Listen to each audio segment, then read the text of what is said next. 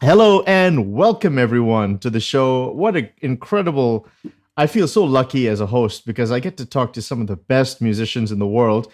And right with us today on this episode, we have Professor Sietze de Vries. He is an incredible improviser. And, this show is really around classical improvisation. So we have a real star here today. So, I know for personally, many people in the community, experts in Parlamento, they tell me, you have to interview this man. I use the words that they use. They said incredible. That's one of the professors mentioned. Unbelievable. So word of mouth is the best, right? So it's got to be the best sort of endorsement. So Sietze, welcome to the show. Thank you so much. Very happy to be here. So this is such a treat. We've hooked up the piano. We've got some great sound coming in and lots of examples. And so wonderful. Let's maybe start with a little, just tiny bit of background. You have such an interesting story. You've taken over a church. You have all these wonderful historic real instruments. You live with them. You perform many times a year. You have a very extensive concert schedule. You're a very respected musician. You're a professor. I want to ask a question about just improvisation. It seems weird because you're one of the few classical musicians who improvised from a young age. And so I want to ask you, how does that happen in the classical world? That's so rare. Most people, is it an organ thing? I think it's partly an organ thing. I started because as a child I went to church with my parents and I saw this wonderful, shiny, beautiful thing and some beautiful sounds coming out. So that was how I got started. But actually that whole subject of starting very young, that is my main message almost when it comes to improvising, because I realized when I was already an organ student at the Conservatory that I was one of the few that improvised all the time. And for me that was just like speaking my native language. I was always improvising. I just liked it, and whatever tune you gave to me I could carry it on for hours if I wanted to. And if it was a beautiful organ I could go on forever. And then I realized when I was already a student that the whole secret is actually starting at a young age, and then not with the normal classical training that you get a nice little book, this little method, right, and then you have to read score from the beginning, and then you actually kill the whole part of you that can improvise, kind of. So that is definitely an interesting topic. We will probably get into that deeper later, but that is one of my main things. You should start very young, and you should not start with reading scores. You say singing is an incredibly important part of the journey. Yeah, of course. That's what every child does naturally, normally speaking. The problem is, of course, nowadays no one sings anymore. I don't know how it is in all the other countries. I can always figure out that some of my students at the conservatory from different countries have different backgrounds. So in some countries it's still, they sing a lot, so they hear it from parents and children start to sing at a very young age. But, in the Netherlands it's quite bad actually. In schools they don't sing. Music is basically you press play on a CD player and the children can just shout along if they want to or make a little dance.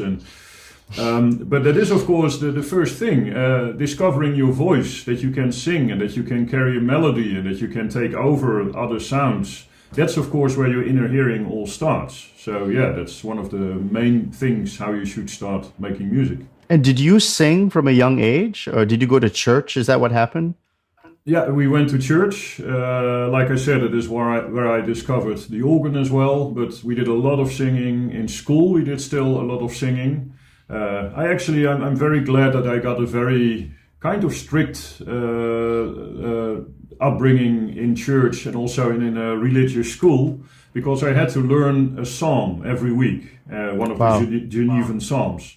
Right. And you had to learn them by heart. So after 5 or 6 years, you really knew all the 150 psalms by heart. Right. And that's actually a great thing. I always imagine Bach when he's teaching. he could just choose from like 50 church hymns that every child would know. That was the same situation. Yeah. And nowadays, I'm just looking for a tune that everyone can still sing and remember and work with that, because no one sings anymore. Did you have a teacher growing up? I mean, growing up, I knew you have some. We're going to talk about 3 organists that you mentioned that were an influence on you. But growing up, did you have private instruction? Not really. It started actually when I was 9, but then I already played the organ forever. I mean, my parents tell me that I was 3 years old, and as soon as I could reach the keyboard of our little reed organ that we had at home, I was playing all the time. Your parents, are they musical? Not really, actually. It's kind of funny that the rest of the family, that they like music, but it's not that they really are interested, and definitely not on a professional level. Right. So, yeah, it's kind of strange. It looks like I got all the genes of the family musical speaking. In your family background, did you have grandparents, great-grandparents who were musicians?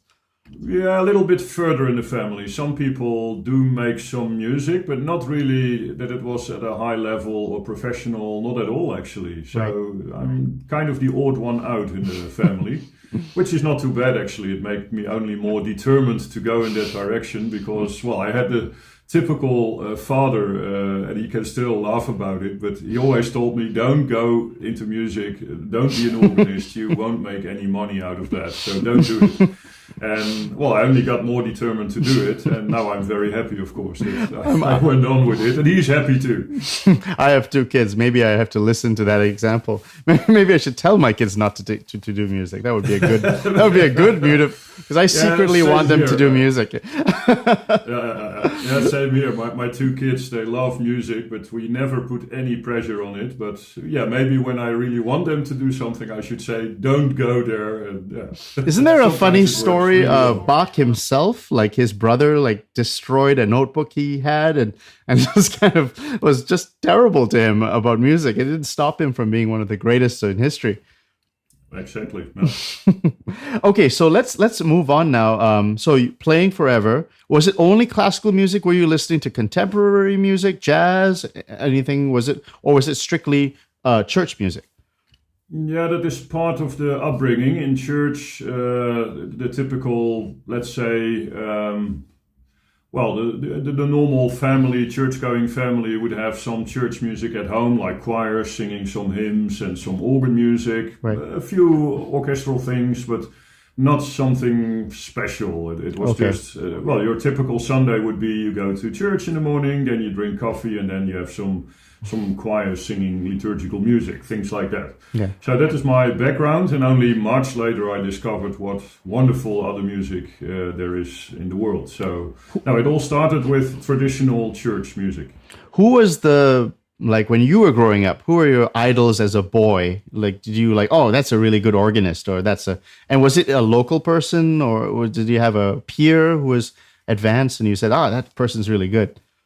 Well, when I was very young, I really loved the organist that we had in church, because he would always play very loud during the last hymn, and he would get so excited that he would go up and down on the organ bench. So I really liked that idea. But then when it got a little bit more serious, in the Netherlands we have this famous organist from, he was especially famous around the 60s till the 80s. He was called Feike Asma. Okay.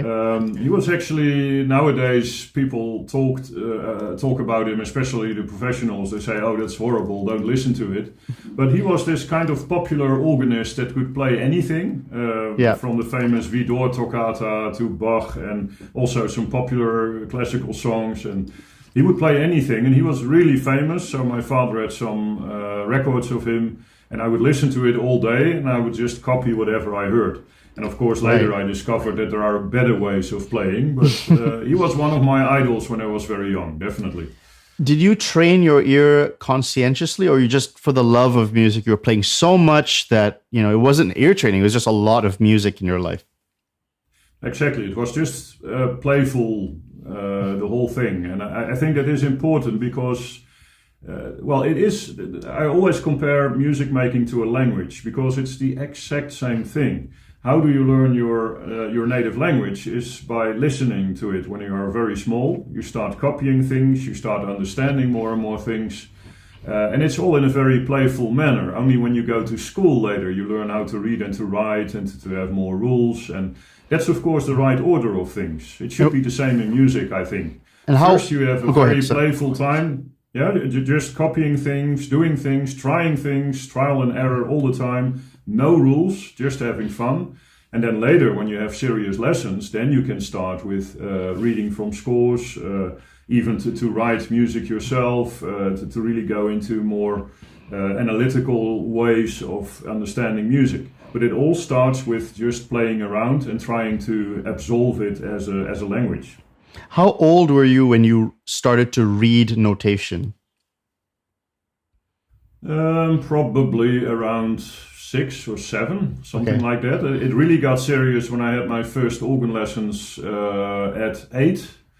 Then I had a teacher that, of course, brought in the famous methods that I really hated from the start because you have these dumb exercises. You see a symbol. And what are the famous methods? I'm not an organist, so you just mention them.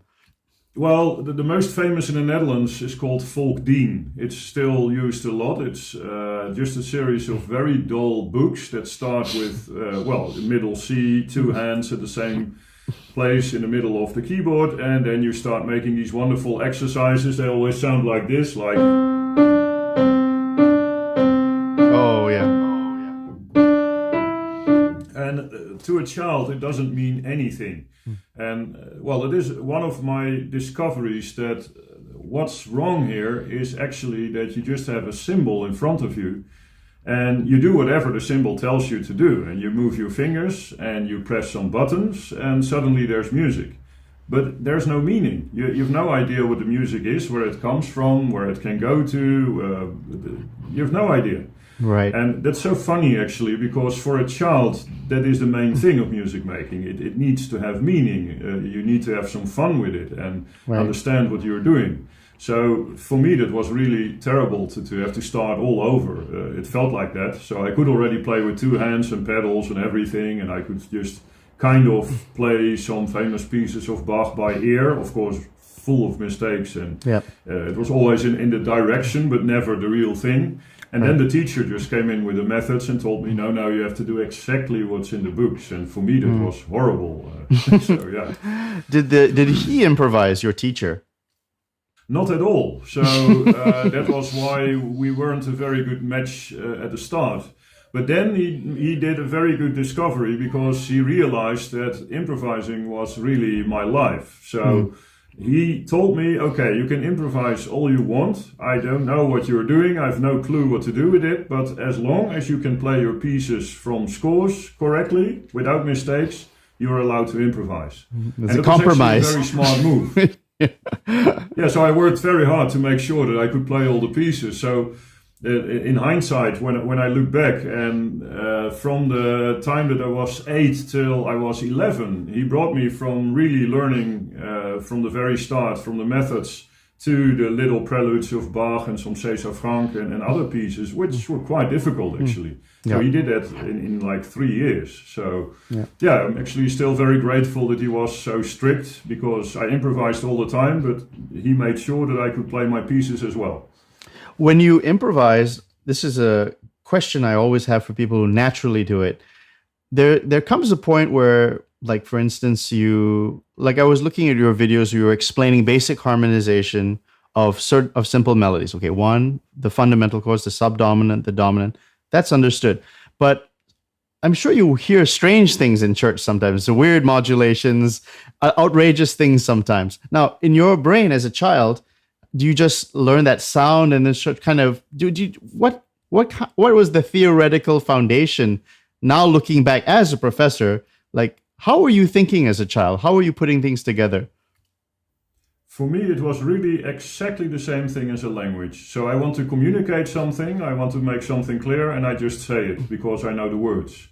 But there was no background whatsoever when it comes to theory, theoretical knowledge. The whole 1-4-5 system has actually a very nice background, because my father can play a few chords. Well, actually, he can play 1, 4, 5. That's the whole thing. So he always, when he was in the mood, he would play a psalm at home, but only with 1, 4, 5. Right. And I was always very annoyed as a child. Like, man, you can do this. That's so much better than just these boring chords. Yep. But of course, later I realized there is a reason that you can use those chords and that they are actually very useful.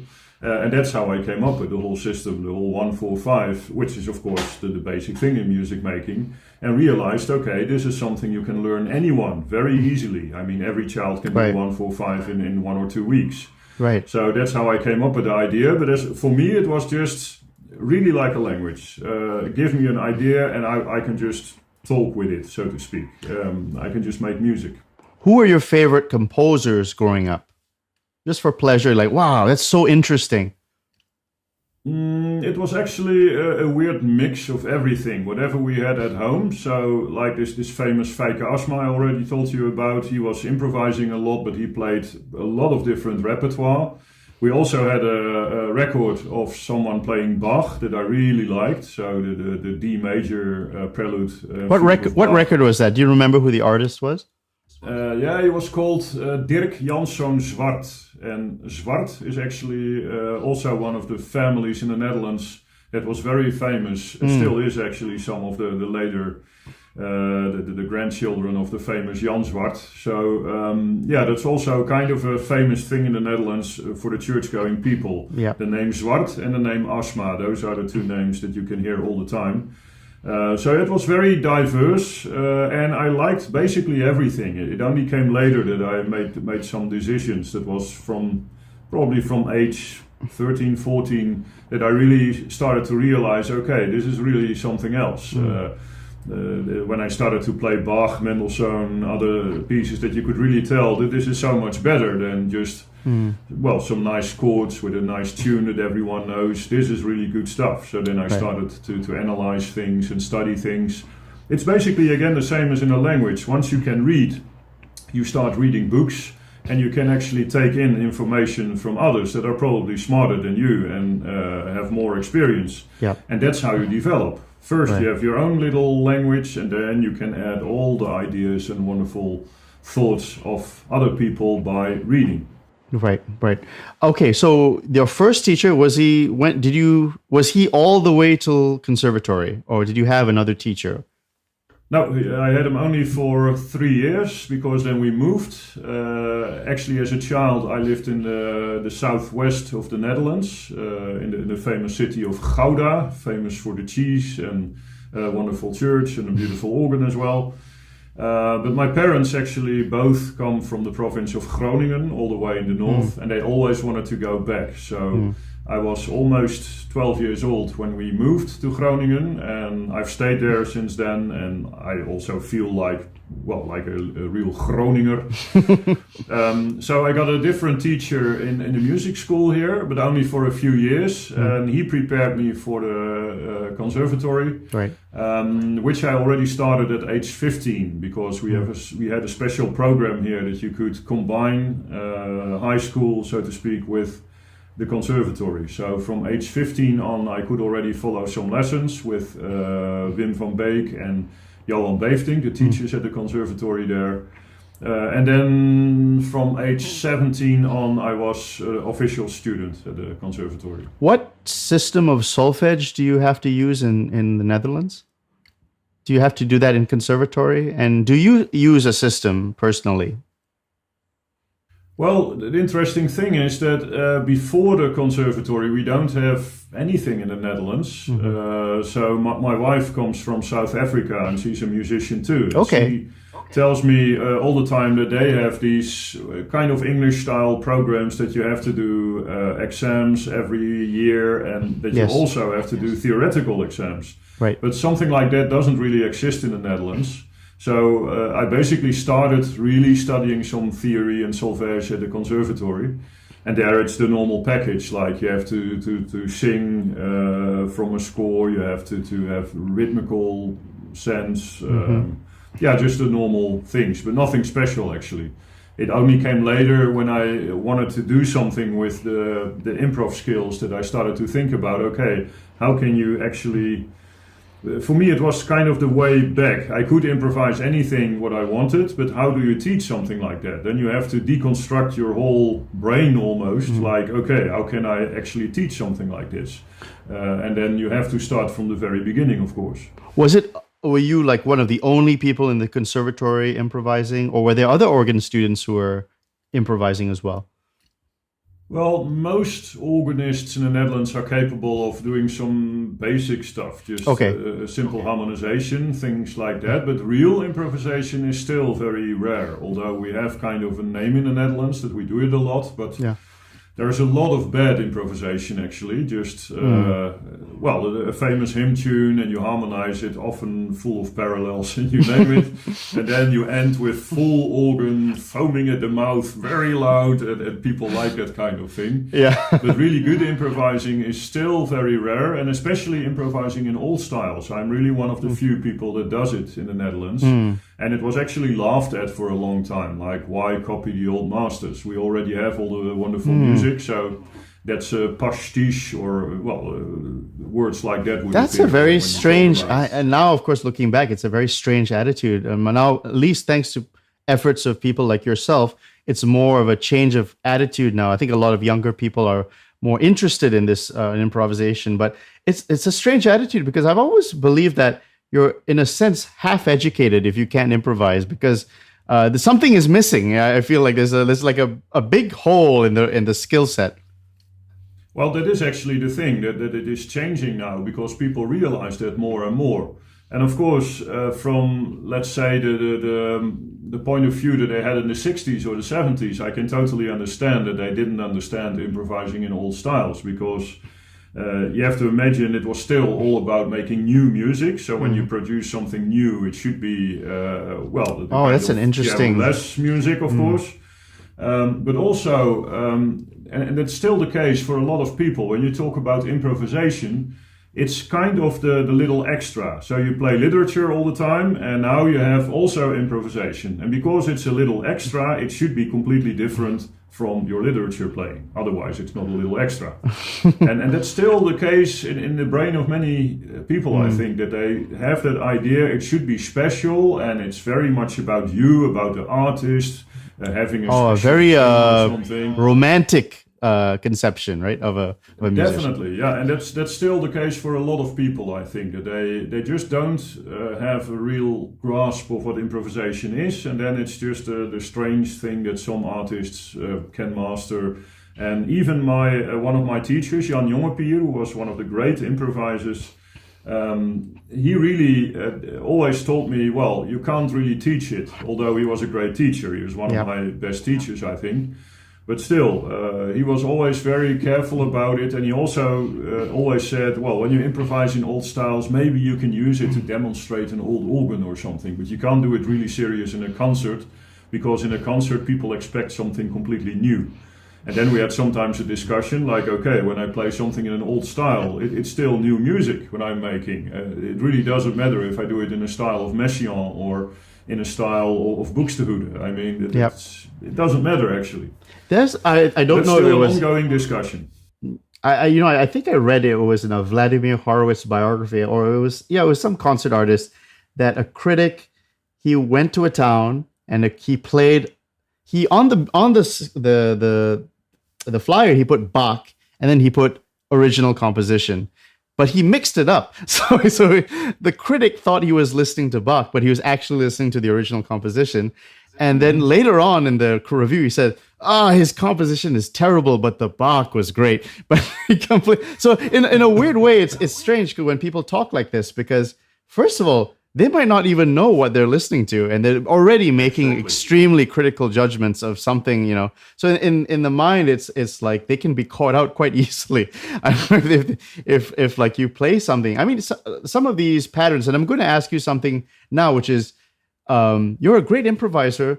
To maybe tie it to this whole idea of romanticism, in which everything has to be new. Do you still get interested by very simple things? Does that still get your interest in a way if you just play something simple?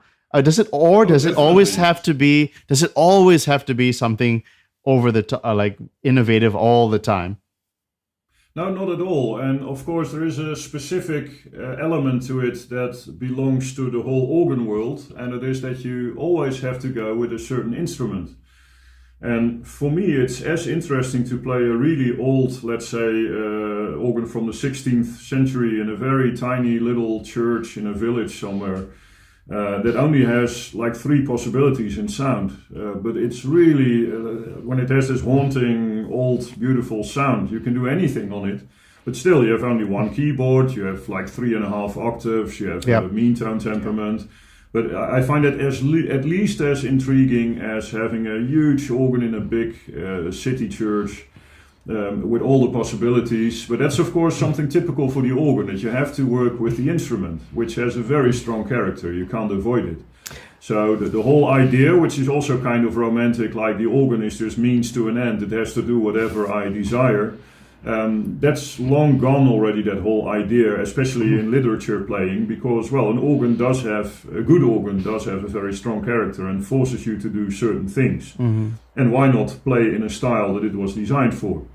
So that is actually a funny thing, that in literature playing we are convinced to do that all the time. So people will never play romantic music on an old Baroque organ.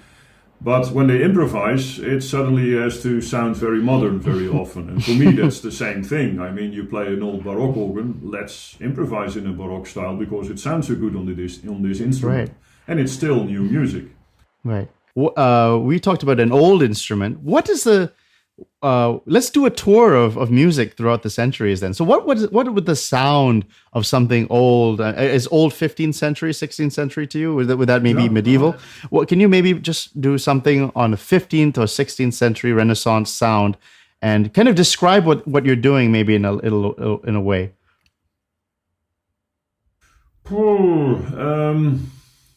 Well, when I play an organ like that, the first thing you often encounter, of course, is this old 1/4 comma mean tone temperament. So you are really restricted in what you harmonically can do.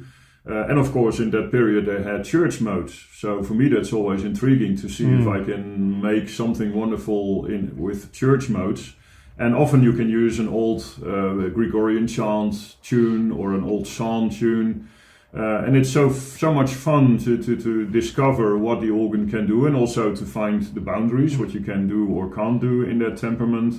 And of course, then you have to find all the different sounds, the different stops of the organ, and that's kind of your material you have to work with. So yeah, that's for me always just on the spot. I get inspired by the sound. So you're saying it's the instrument itself. The instrument itself kind of really generates the ideas. That's interesting. Okay. Very much so, because I always make the joke that normally I don't work, I only play. But that's not entirely true when I play a terrible organ, because when it's a bad organ and you don't have inspiring sounds, it really turns into work. Like, okay, I can still improvise, but it doesn't come that naturally because the sound doesn't help me. And I'm always very happy that that's part of improvising too, because a lot of it you can really break down into, okay, you can learn this and you can practice this, and this is how you get to the next level. It's all learnable, but in the end you have to work with that instrument in a specific space at a specific time, in a specific program, and then you need some inspiration that really lifts it up to a level that it's real inspired music making. And I'm always very happy that that's the part you can't learn. That's actually the only part you can't learn, that creativity and the inspiration. And that's, of course, that should remain a secret, kind of. Yeah, how does it work? No one knows. You just get inspired by the sounds of the instrument in the moment. Now, Sietze, you have a keyboard right there, right? Now, that's equal temperament, though, right? Yeah, I only have a piano here at the moment. I indeed live in a church, so I have more instruments here, but I'm now sitting in my little studio, so I only have a piano here. But of course, if you want to hear something, I can play something. Yeah, absolutely. Now, would it be wrong if I asked you to play like a Gregorian medieval sound on that because it's equal temperament? Well, it sounds kind of silly, but I can give you some examples of wonderful chords that I use. It's okay. It's a silly show. So don't worry. So for example, when I teach at the Conservatory, I always tell the students, because most of them don't really know church modes, but then I tell them it's actually kind of film music, because they use it in films all the time, of course, church modes, because they're so effective. So I give them some examples, like when you have a simple melody and I would harmonize it in a normal minor key, like and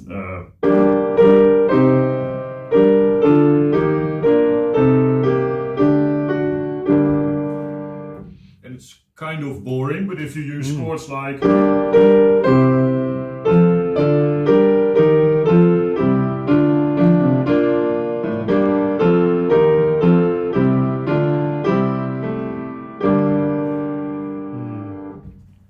suddenly it's lifted up, like now it's something more profound because you use a Dorian mode, for example. So that and if you could describe what is different from that, from let's jump to the 17th century then, or was that 15th? Was that 15th century? Well, this is more already. I mean, I'm using complete chords now, so that's already Renaissance. We're talking. If we could go back without chords, what would that sound like? Well, interestingly enough, we don't really have organs anymore. We only have some parts of organs from that period. But you have to imagine, of course, it started with Gregorian chant and then the parallel organum. And that was copied in the organs. So you could play an organ that only had fifths all the time. So you would have the kind of music that it just had ornaments on the fifth, like.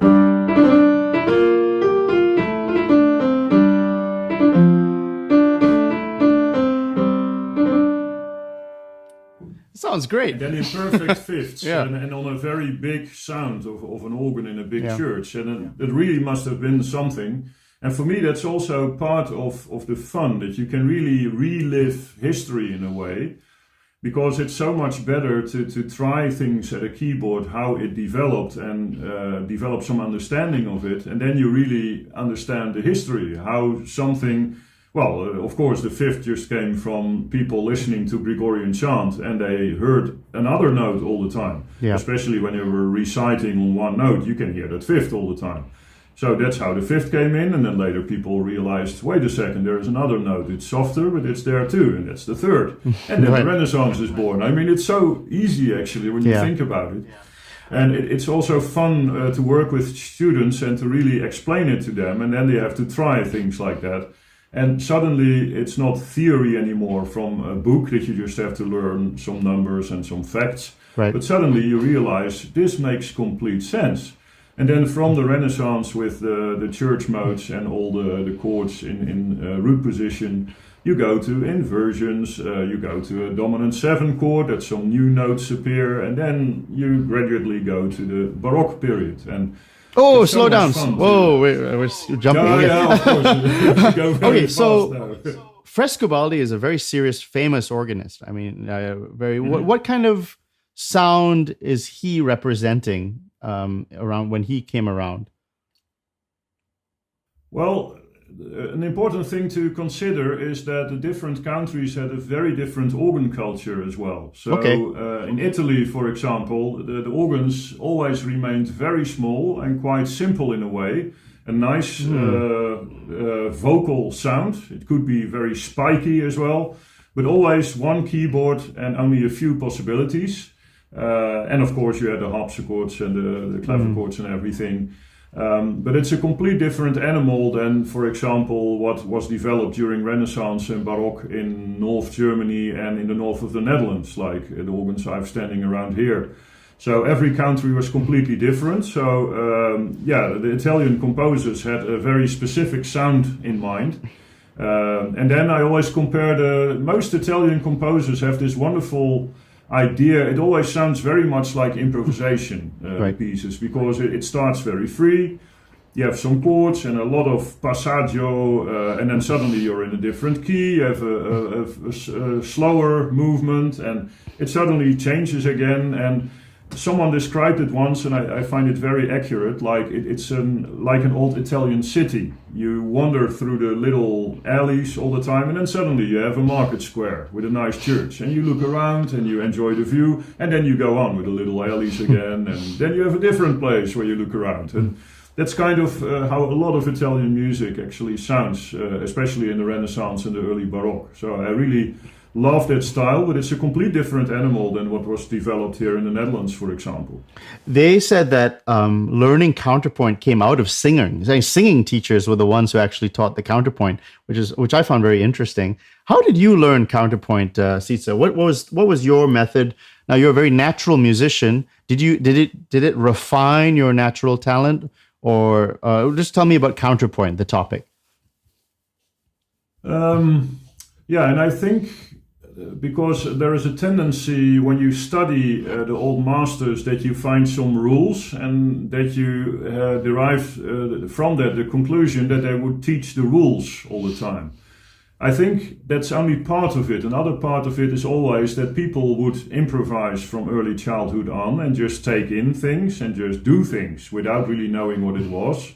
And then when you are kind of fluent in that language already, then you apply some rules as well.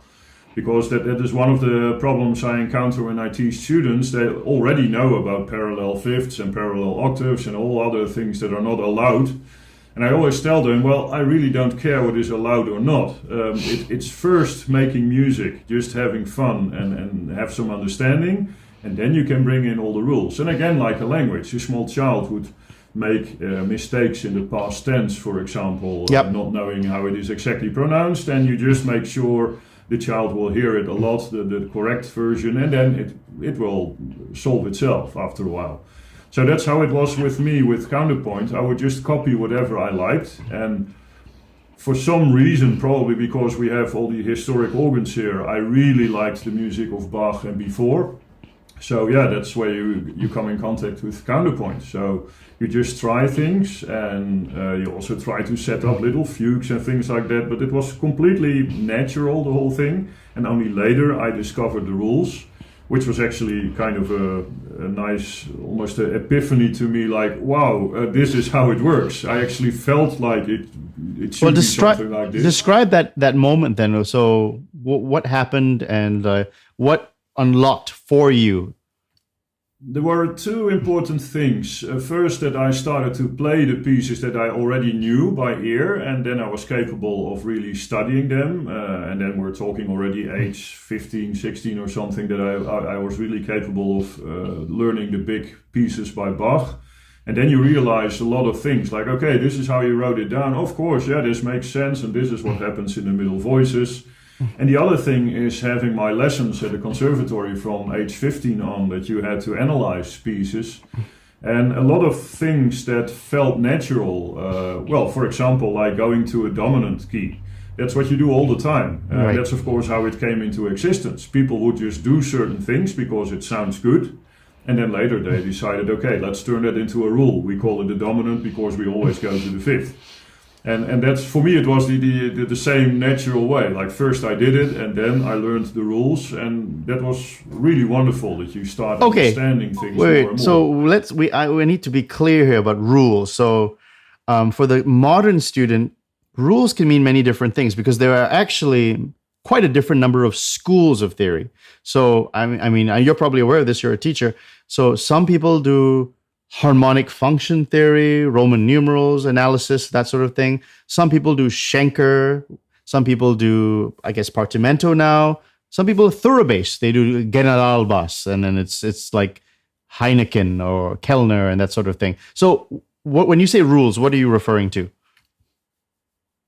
Well, the rules I'm referring to are strictly the theoretical rules that every student has to learn. Like, you're not allowed to have a parallel fifth, although, well, you can easily find some Bach pieces full of parallel fifths. So for me, that's I always have some pieces at hand, like, okay, look here, this is not really true, that you never can do that.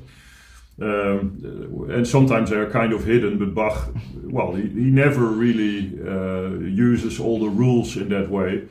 So yeah, most students just go with the very simple harmonic rules, and they really learned it as rules. So you can't do anything besides that. And I think that's not very helpful, especially when I still have to work with them starting from the beginning, basically with improvisation.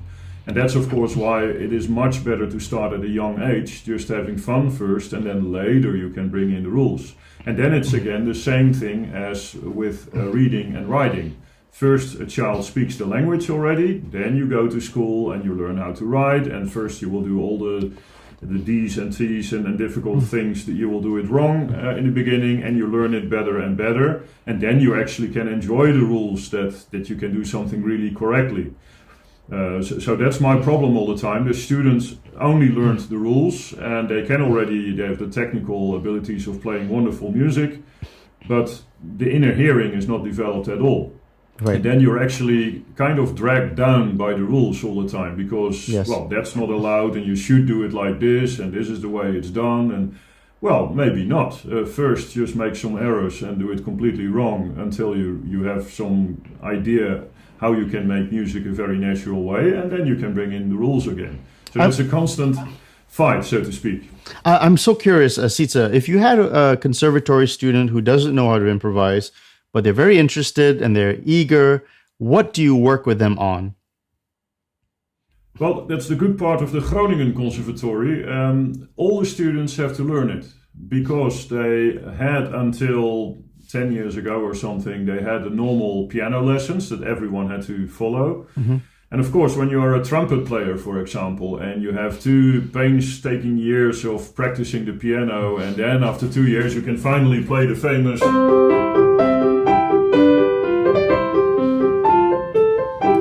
And then you do your final exam and you never touch the piano again. So they decided that's probably not very helpful to just offer the piano lessons to all the students, that they have to do it.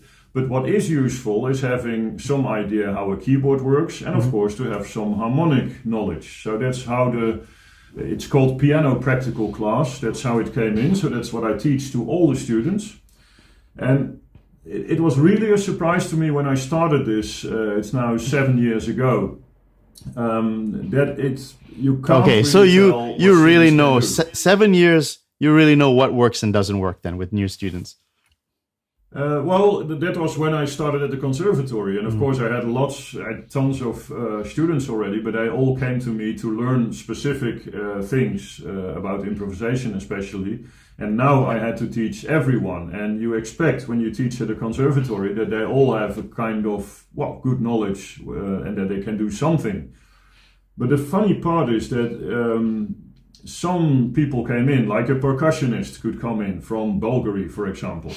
And then he or she could play the piano within 3 weeks in a very nice way because, there was a clear understanding of chords, of harmony, of how to play the piano. But you can also have a pianist that just played Rachmaninoff and Liszt and everything. Yeah. And then the pianist comes in, and I often start the first lesson with, do you know a little song, a children's song that we can start with? And there you have the problem again, they don't sing. So a lot of students can't really name a song that they know by heart. Yeah. So that the one left is always the famous Twinkle, Twinkle, Little Star. That's the only one that worldwide is known by everyone. Wait, hold on a second. You're telling me that a pianist who can play Rachmaninoff, Liszt, Schumann, they struggle with harmonizing Twinkle, Twinkle, Little Star?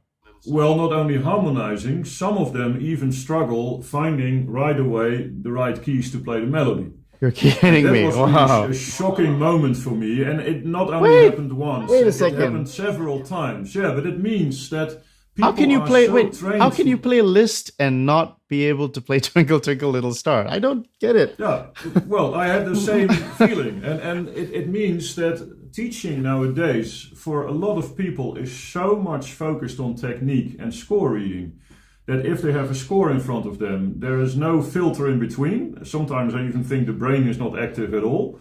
They just look at the notes, their fingers start moving, and they can do anything. But then when the score is gone, then sometimes they're really looking like these black and white things. What do I need to do with it? I have no idea. And for me, it was really shocking. And of course, most pianists can do something, but there are really some pianists that it's a real phenomenon. Really bad at my subject. But like I said, it could also it's a very real phenomenon. Yeah. Sorry? Oh, sorry. It's a very real phenomenon. I agree with you. Yeah. Yeah, and also the opposite, that someone who plays trumpet or violin or a percussionist are really good at the piano, actually. Not necessarily technically, but I really don't care that much. They don't have to have a perfect touch or something, or very virtuose.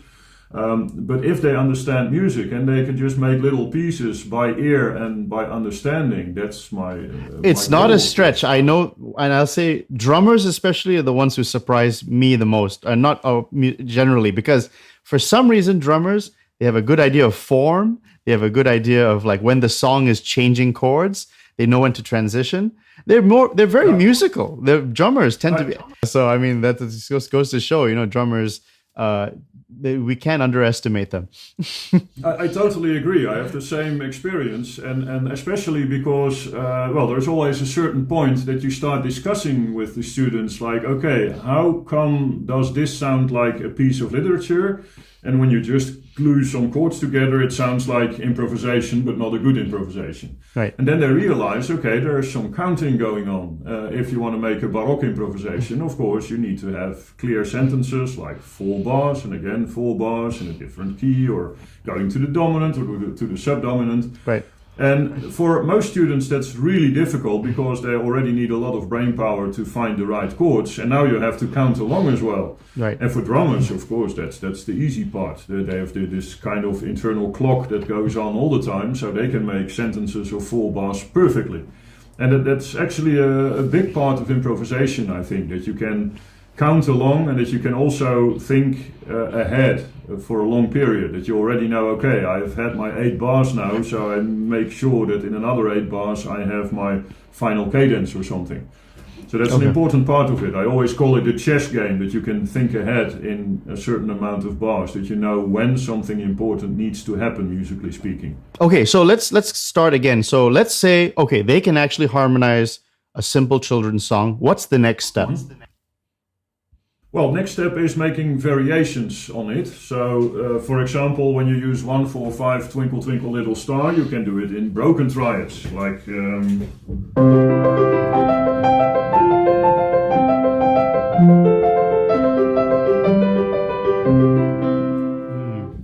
And I often also use, just for some creative fun, because most students that are not pianists, they hate the left hand always. So then I give them some simple variation, like, okay, the left hand can just play a fifth, but now you get really creative with the right hand, that you can do things like...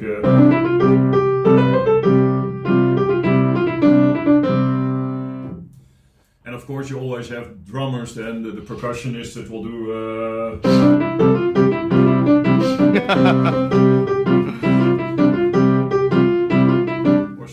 rhythms, that's actually nice, or people from Spain, or it's always nice to see then how students react to that. But then I get into, I always call it the difference between vertical thinking and horizontal thinking. Okay. Vertical thinking is basically you have a melody and you have a chord. But of course, especially when you want to go direction Baroque, you want to have some beautiful lines going on, some horizontal thinking. So one of the first steps to do that can be that instead of just playing a simple bass note in root position underneath the chord, the left hand can also make little motives or broken triads, so that you get something like this.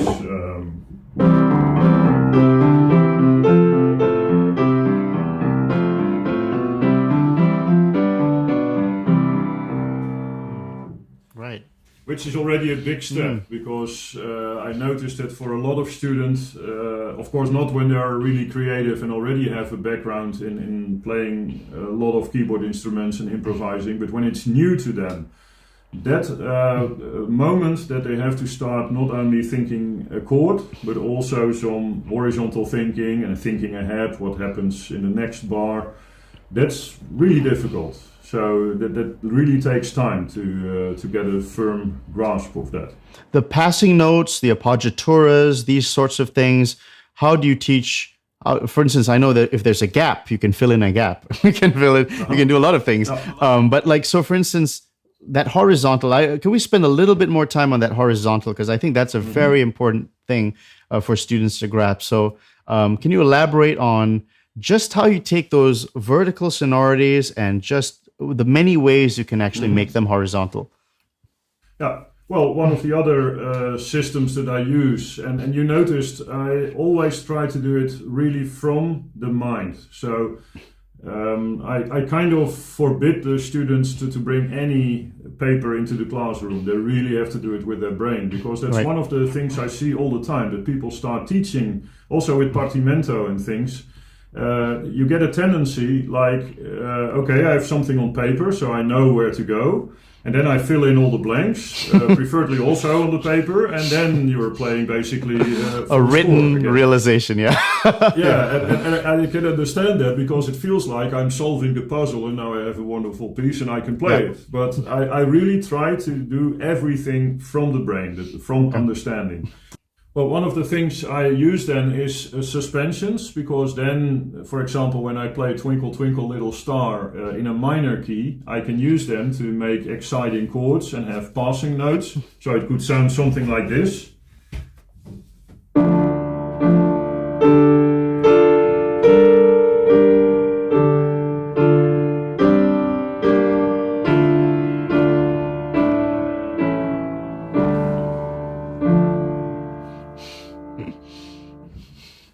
And then, of course, one step further, if you have kind of little motives in the bass, you could even do the pergolesi stabat mater effect almost, that you have...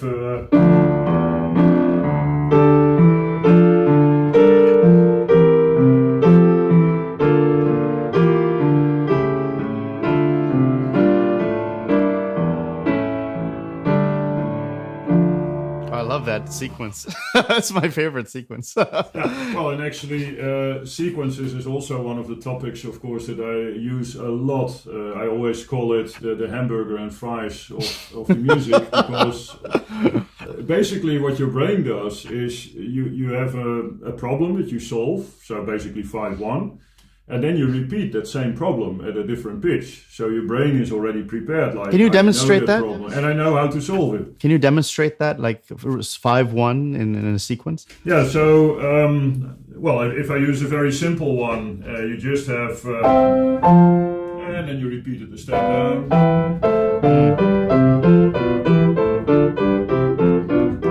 And actually that's also funny, because most students would know the theory behind the sequence, but then when they feel it on a keyboard and they realize it's really the same thing all the time. Well, it's one of the funny moments in teaching, I always think. When I tell them, okay, first you have C major, going to F major, and that's a 1-4, but now we do a 7-3, and then they think 7-7, that's B diminished, and 3, that's E minor, and then finally they can play it when they look for all the inversions and things. And then I tell them, okay, did you notice what your right hand did?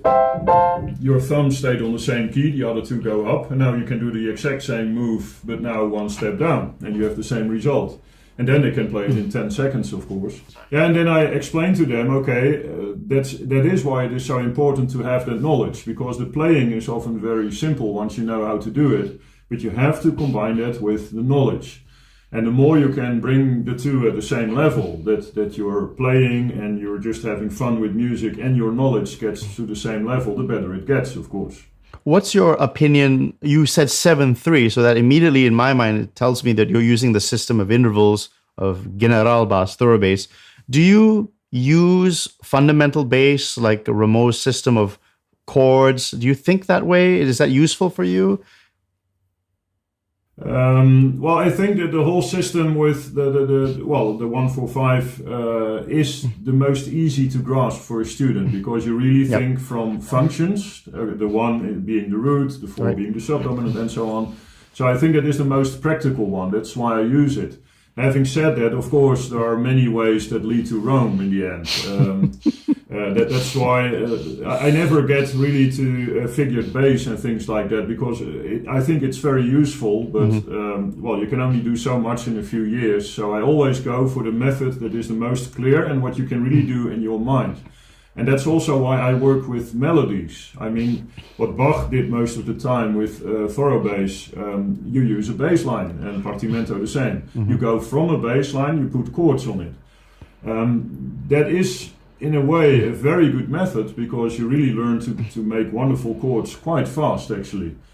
But I do it from the opposite end. I work with the melody, and then you have to figure out the chords yourself. And then you really need the complete understanding of the piece. Right. And of course, when you only have a bass line and you get the hang of how to make chords, then it will pretty fast sound quite okay. That you think, okay, this is a nice piece. Yep. But still, it's not really a piece of your own. So that's why I always try to work from a melody. And I'm convinced actually that Bach probably did both. Like I said, he would have students that all knew like 50 church hymns by heart. So he could choose any hymn he wanted and he could have fun with it. So right. I think both ends are really good to use. And of course, that's also something to consider. Every person is different. So I always notice with the students, some people, they only need a melody and they can do anything. Other people you really have to guide, like, okay, this is kind of the chords you can probably use. And of course, that's a different kind of creativity in every person, and that's why you can't really make a method out of these things. That's why I never wrote a book about it, because you have to look what can the student do.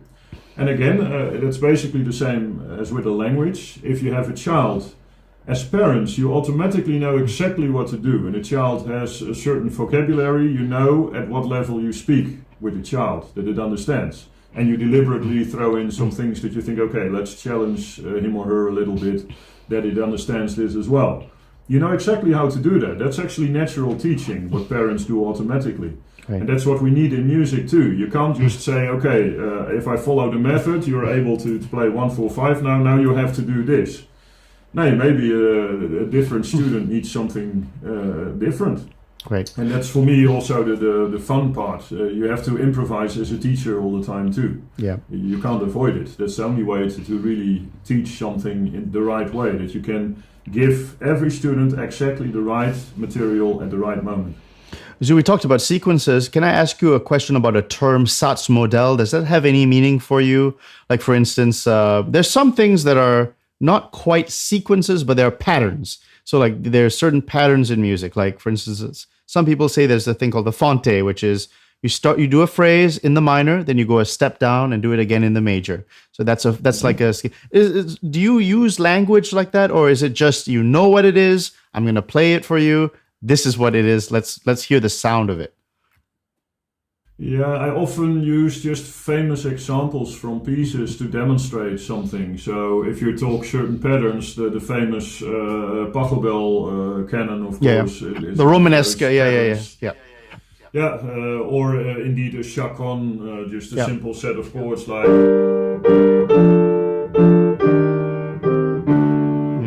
And then you listen to different versions of it, and then they start improvising on it.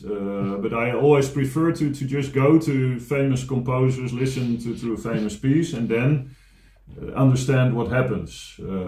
Take a hammer and smash it up. Yeah, exactly. Yeah. We have similar minds. Okay. Fair enough. Now, what about free improvisation? So let's say you want to sit at the keyboard or whatever instrument and now freely improvise. What is your advice for that? Well, two things. The first thing is, again, you have to consider that every person is different. So I'm actually a very analytical person. So I like my forms to be pretty straight and clear, and I can't help myself. Even when I try to improvise completely free, I will end up with a certain form. It just appears. But the other thing, and that's kind of a creed of mine, you can only be free when you are in total control. Because when you say free improvising, it sounds like, well, whatever you do is fine. And of course, that's not true. A good improvisation, like a good composition, should have a certain form and should be constructed well. And that always sounds very funny, that you can only be completely free when you are in full control. Yep. But again, that is the same as in a language. I mean, I have to speak English now, and that's obviously not my native tongue. So I can kind of speak my mind, but I have to think all the time the right words, and sometimes I would choose the wrong word, or I will have the wrong construction in the sentence, because I'm not in full control of the language. And in my native language, I can say exactly what I mean, because I control that language completely. That's the same, I think, with free improvisation. The more control you have over your musical language, the more you can say whatever you want in whatever way you want. So also when you start completely free, like the Italian composers we talked about, if you want to do a Frescobaldi kind of thing that doesn't have a really strict form, but just goes from one place to the other to different keys in a nice way. You can do that because you have the knowledge how to do that, how to go to different keys, and then it works, even in a complete free way. Right. Okay. Do you want to demonstrate something free? Just anything off the top of your head.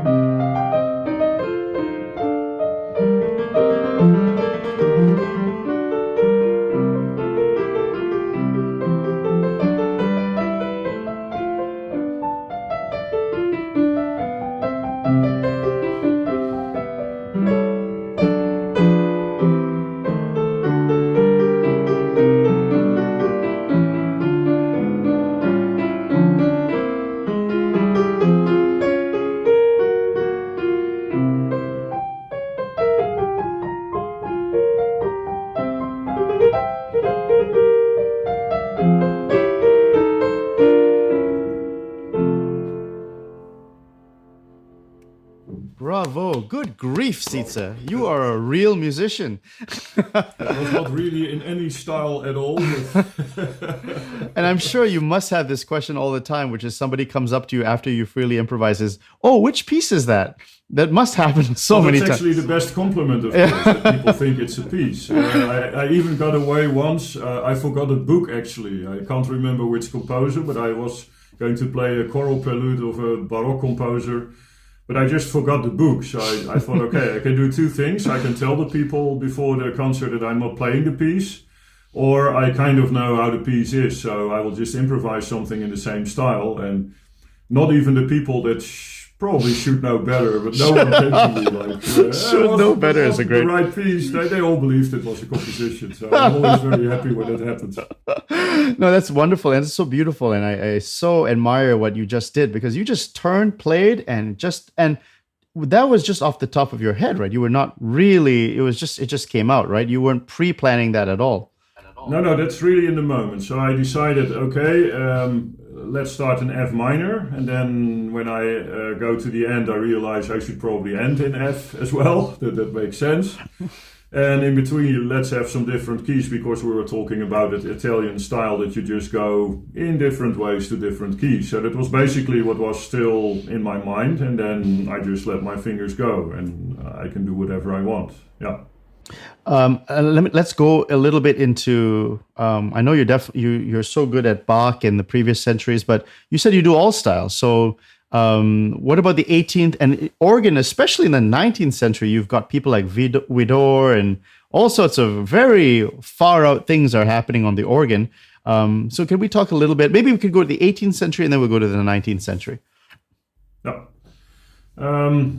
Well, 18th century is, of course, the pinnacle is Bach. That's the main thing for me. And I always call it's the dot on the horizon that you will never reach, but it's always nice to keep your eyes on and see how much you can develop.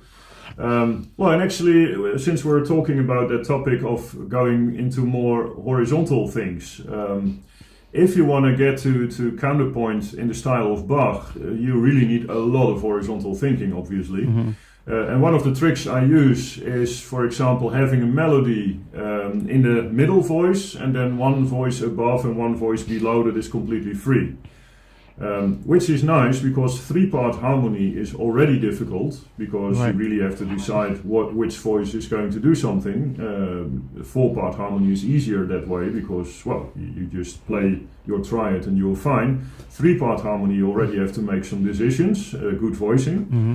And then when the melody is actually the middle voice, that's normally the voice that's kind of a filler. And now you're stuck with it because it's the melody. And that's actually fun. So you get exercises when I use Twinkle, Twinkle, Little Star again. You get exercises like...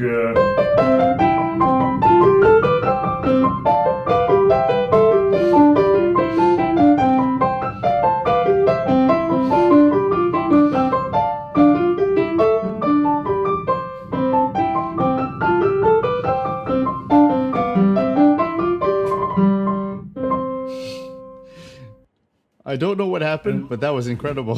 That was very good. Yeah, well, it was just a melody in the middle and 2, 3 voices. But once you can do that, then you can get into fugues even, which is of course then the favorite form of Bach and well, of mine as well. And then Twinkle, Twinkle, Little Star as a fugue. Yeah, of course, if you want to, that's fine.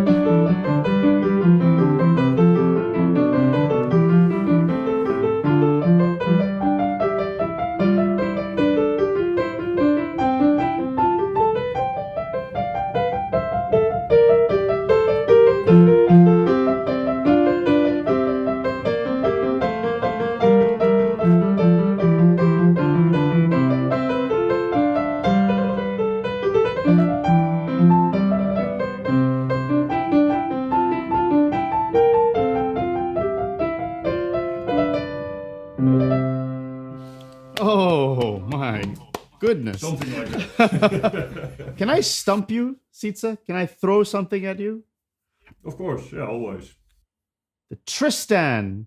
The prelude. It doesn't have to be a fugue, but just something free on the Tristan theme. Whew, that's a good one. I have to remember if I have it correctly in mind, actually. Well, I can try something in that kind of late romantic absolutely. Style. Let's Twinkle, do it. Twinkle, Little Star.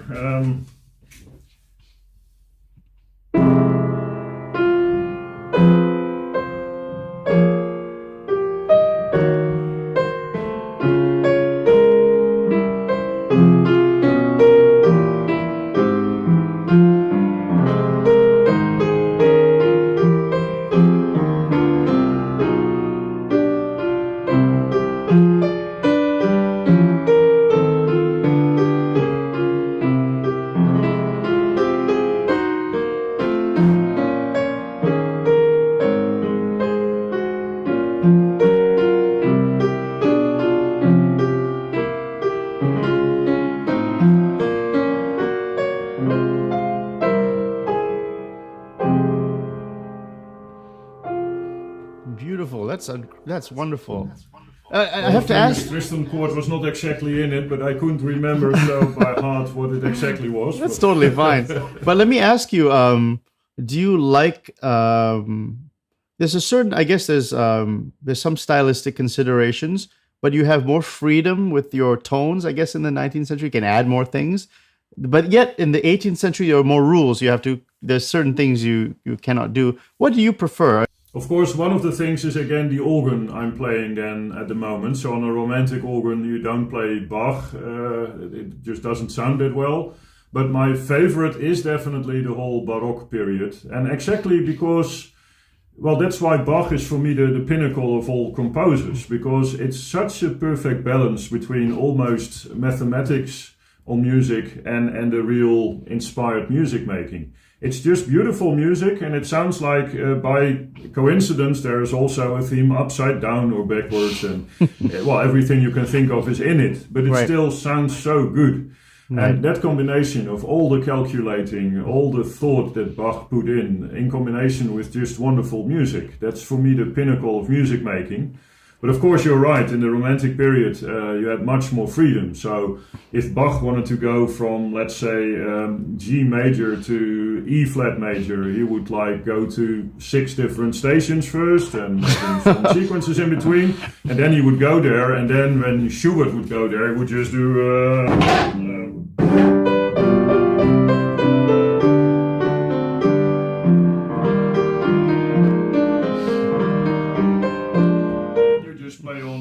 Flat major because you can, and it's no problem in the Romantic period. So that's kind of the fun that you, like I said before, it's like rediscovering music history, that you realize, oh, wait a second, this chord is possible too. But then again, if you look at Bach, what he was capable of, he would do anything already harmonically speaking. So for organ, there is this famous G minor Fantasia, where he goes through the entire circle of fifths until he runs out of flats in this case. And then he has a diminished chord and just goes to simple key again. It's really wonderful that he does it in a few bars through the entire circle of fifths. That's quite amazing. So, for me, Bach is always the best ever. Can I ask you, okay, let's do a little hot seat now. I'm going to name a composer. Just give me a few sentences, just a brief impression, and I'm going to just go through a bunch of them in a row. Okay, are you ready? Just short descriptions of how you feel about them. So let's start with, maybe we'll start chronologically. So I don't know many 17th century organists from maybe Schütz, Heinrich Schütz. Mm-hmm. Yeah, wonderful music is, of course, kind of the more German style, but still very much influenced by Italian masters like Monteverdi, Gabrieli, but then very German, so that it still has a very good form and is very well, everything fits. I really like that music, and I like his idea how he uses church music in a very new way, that you really do a lot with the text and exciting music. I really love it. How about Buxtehude? One of my favorites. A lot of people consider him kind of the people before Bach, but I think that's not realistic. You have to imagine that before Bach and also during Bach's lifetime, North Germany was the pinnacle of Hanseatic style in organ music. So you had these huge cathedrals in all the big cities like Lübeck and Hamburg, big organs, the biggest organs in the world actually at that time. Bach, for a reason, went to school there and wanted to have jobs there. He tried it a few times, of course, to go to the north and get a job there, because those were the organs he loved. And Buxtehude is definitely one of the main composers and improvisers in that period. Really wonderful music. How about Pachelbel? Well, in danger of saying something horrible, but I find him a bit boring. I mean, a good craftsman, but it's just kind of predictable and nice, but there is never a real spark of inspiration that I think, wow, this is good stuff. On the other hand, for teaching, it's great, because you have all these very simple examples that you can easily reproduce. For teaching, it's really good music. Okay, how about let's skip Bach for now. How about Handel? Handel, does he compose extensively for the organ? He's a great organ. What am I saying? He beat Scarlatti in a contest. Well, he definitely was a good organ player, although I always consider Handel a little bit as a very smart composer who knew how to make money. I never want to see him at the same level as Bach, because, Bach was always very precise and always everything had to be at the highest level and as good as possible, and of course always in honor of God, Soli Deo Gloria. And Handel is much more, let's make some money and let's make sure that people like my music. And he was really smart in doing that. If we are talking sequences, that's of course typical Handel. It's always...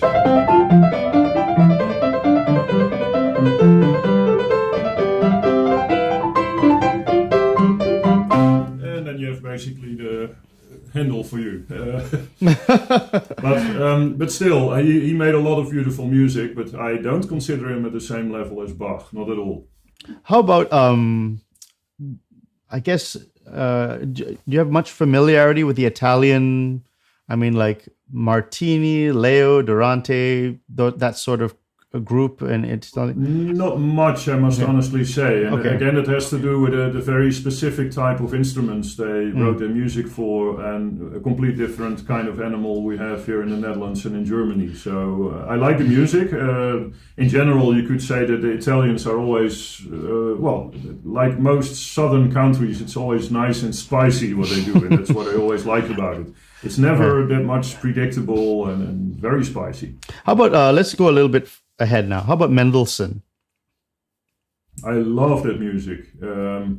He wrote some really beautiful sonatas for organ as well, very creative. And what I like about him is that he, still has one foot in the period of Bach, so to speak. He was, of course, the famous for performing Bach again.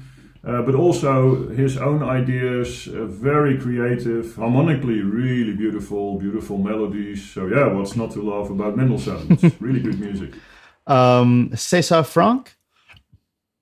Well, for organ, definitely one of the, maybe even the best and the main composer of the 19th century, because he still uses functional harmonies all the time. But really at the possible limits.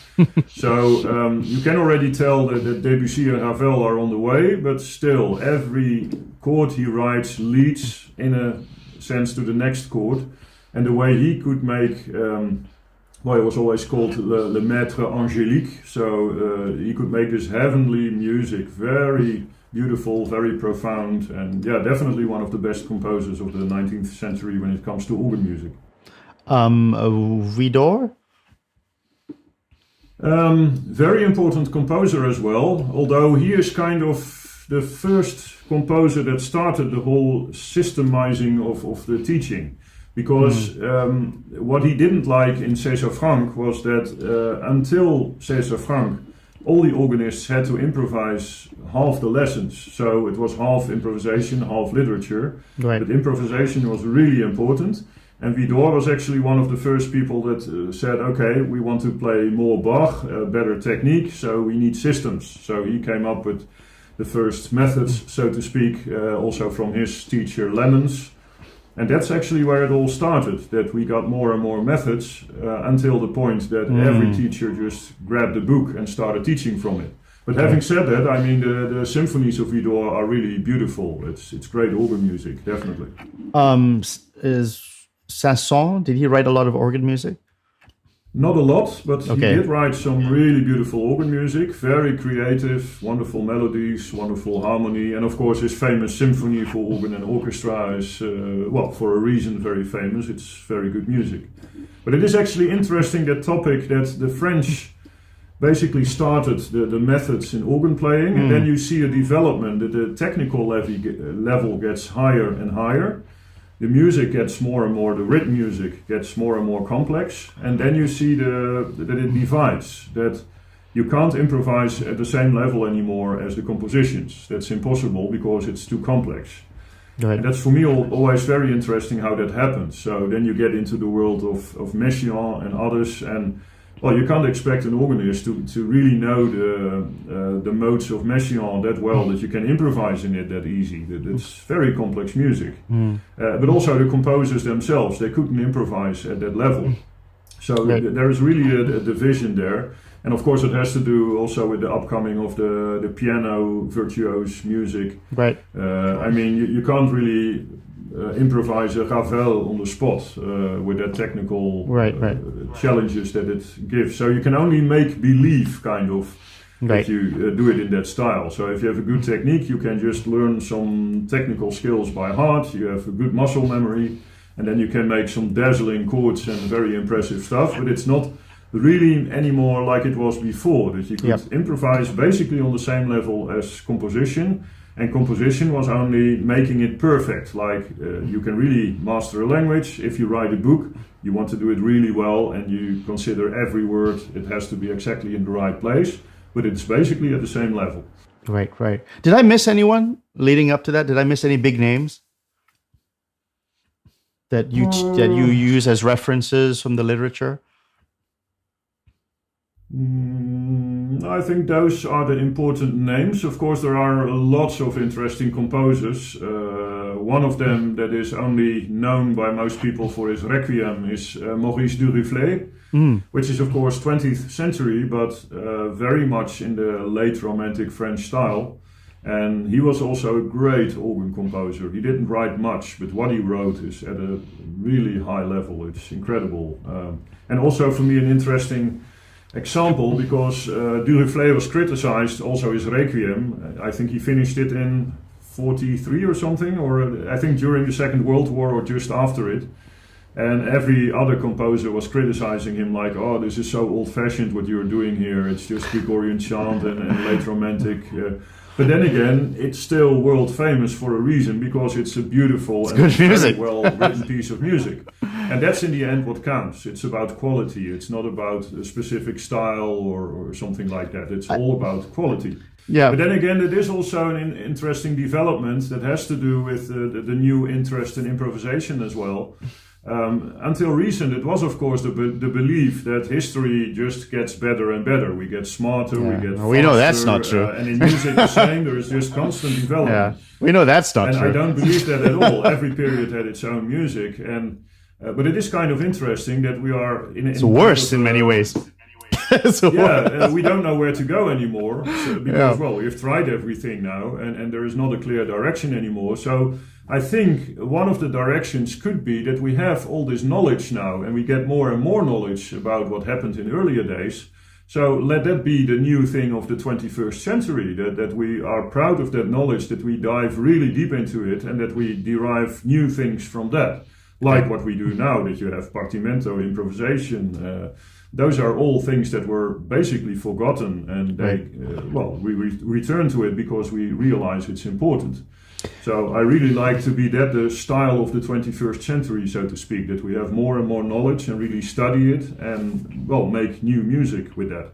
So Sietze, you are an incredible improviser. Do you have people that you admire? Now you admire Bach, but is there anybody in the last 100 years that you admire as, wow, that's a real musician. That's a guy I like. And you mentioned Klaus Bolt as somebody that you studied with, Jan Jongepeer. Is there other people? Yeah. Who are the people that inspired you? Definitely, he was one of the best improvisers. But still, nowadays, there are luckily a lot of good organists, and also organists that can improvise. Can you mention really a few names that you like, people that you like? Well, for example, in Germany, we have Wolfgang Seifen. He's very famous for improvising, especially in romantic styles. So he can give you a Max Reger on the spot with the complexity of Max Reger, which is quite something. And he can really do it. He's a great guy. And we have many more good improvisers, actually. And also more and more people that try to do it in older styles. So also some students of mine that I really admire that way, that I think, wow, they really do a good job. I can't wait to hear what they do in 10 years, because it's amazing. But still, the main key, also with really good improvisers, I always ask them when I meet them, did you start as a small child improvising? And they always tell me, yes, that's how I started. So that really is the main secret of being a good improviser. A lot of time, yeah. A lot of time. It's really true. I mean, if you haven't really gotten into it, I mean, it's just also your hands and your brain. It's so much new information all the time, and there's so much little bits of information all the time, little bits that come together. So you're absolutely spot on with that. Okay, I can't waste this opportunity. You're here, and I would love for you to play. Is there a style we missed? Maybe a 20th century style? I'm not sure. A late style? Or a 19th century style? What I always like about the 20th century is before it started into a real atonal direction, which is kind of easy to improvise, of course. You can't just I can do anything. My son can play that style. No one can hear when you have to calculate a certain row of notes or something. No one can hear that. But of course, shortly before that happened, there was this interesting period where they had lots of sevenths and ninths, just interesting intervals in the chords, so that you get into the sound world of something like this.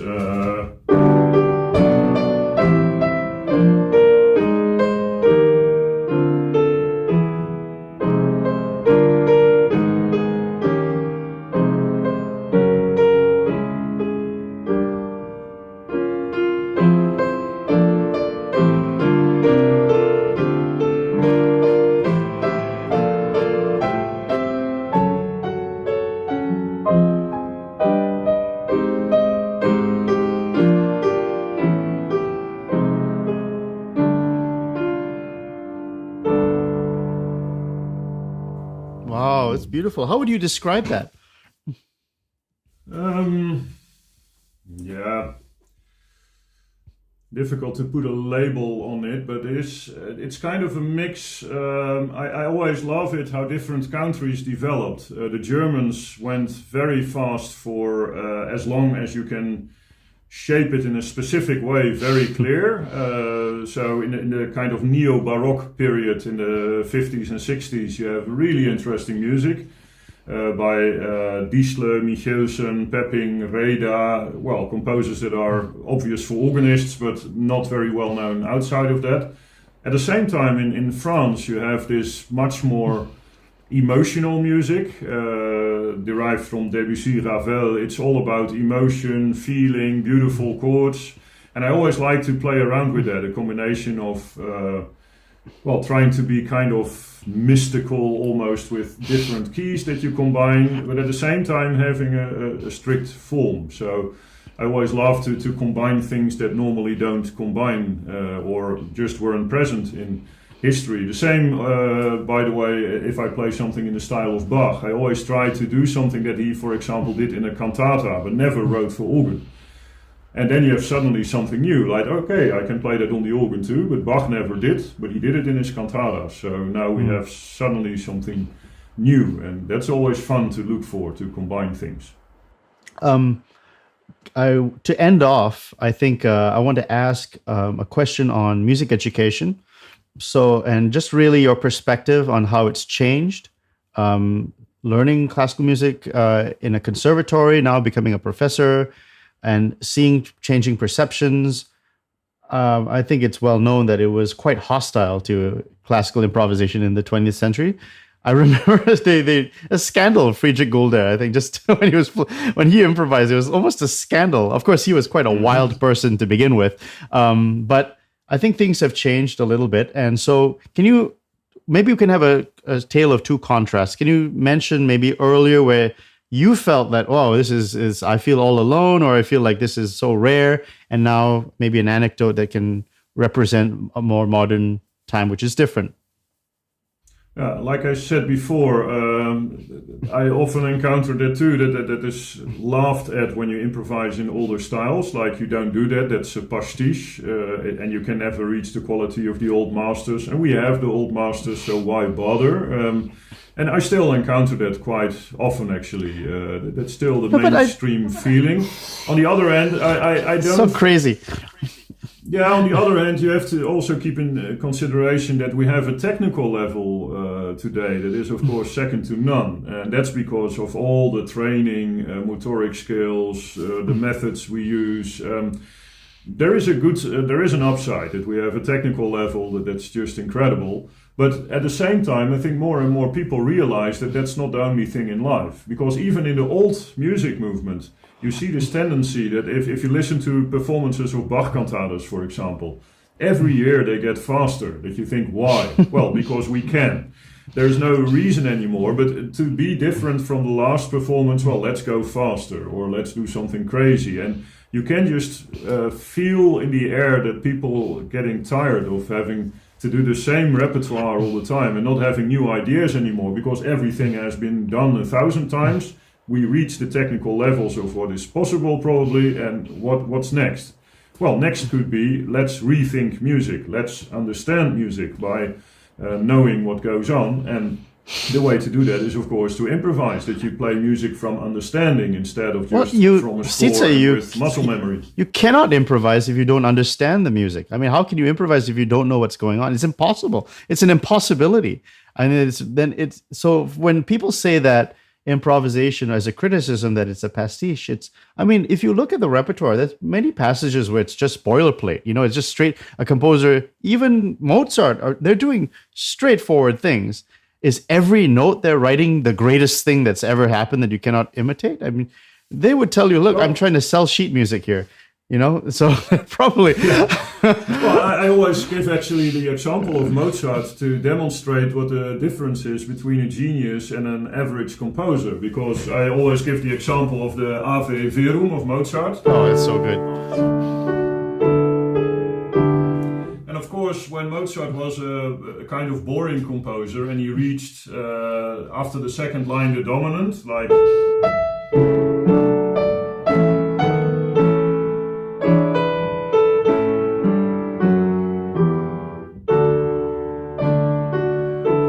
A boring composer would just start over again and it would be fine. I mean, that's nothing wrong with that. Rules. Not what Mozart does. He stays in the dominant.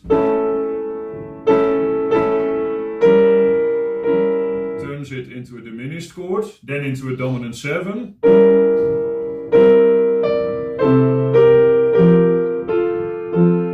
And now we are suddenly in F major, which is weird when you just came from D major. But of course F major is again the relative major key of D minor. And that's how you can actually figure out what the most important part of the piece is, because now we are going back to D.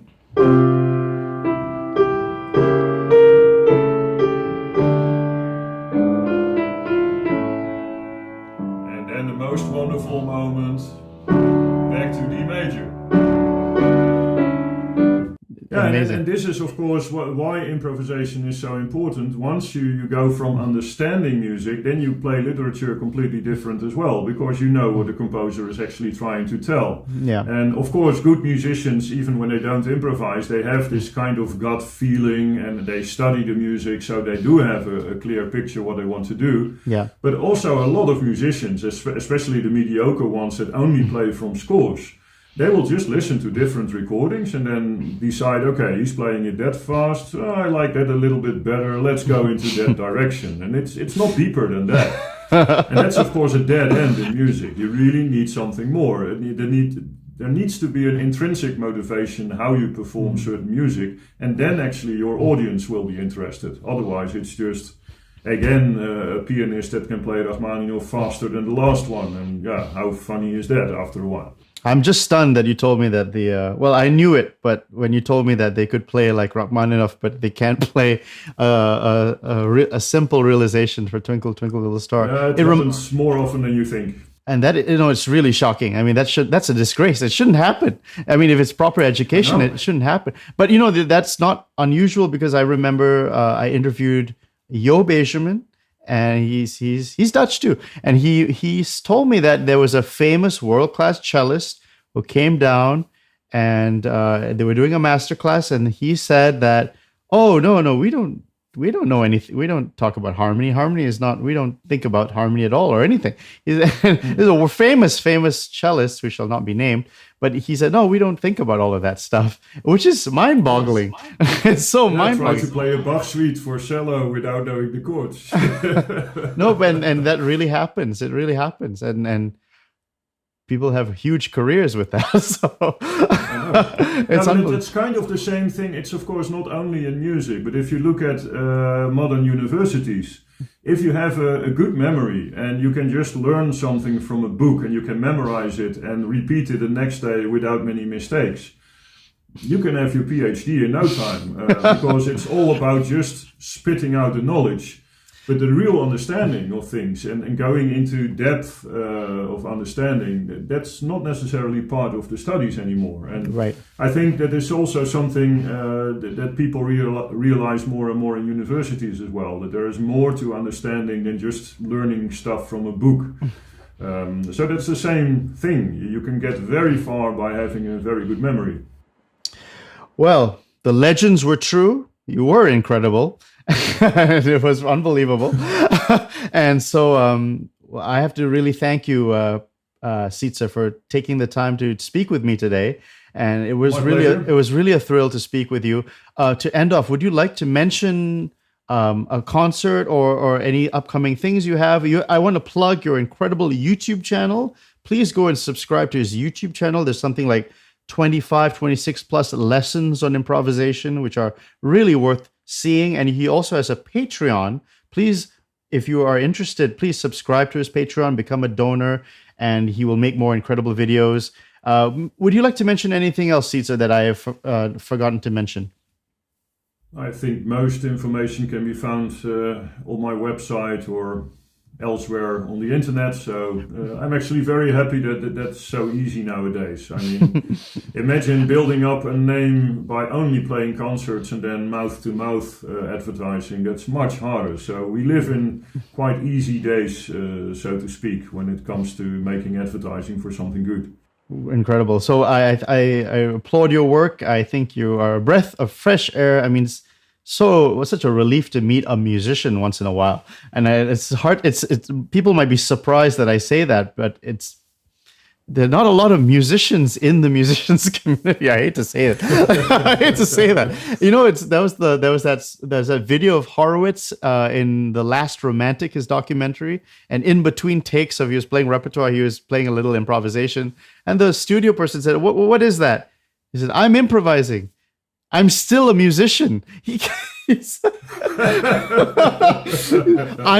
Look at the phrasing of what he just said. I'm still a musician. And I don't want to get into the implication of that sentence, but pretty shocking. So, well, again, I am really honored to have you on the show. Please come back again, and we can do more playing, and I'd love to speak with you and see how things are going. And you are a great ambassador. I'd love to. Next time I considered an organ, so I can actually show you the real thing. That would be incredible. You are a great ambassador for improvisation and for being a musician. I applaud your work. Please keep up the fantastic work, and thank you so much, Sietze. Have a great day.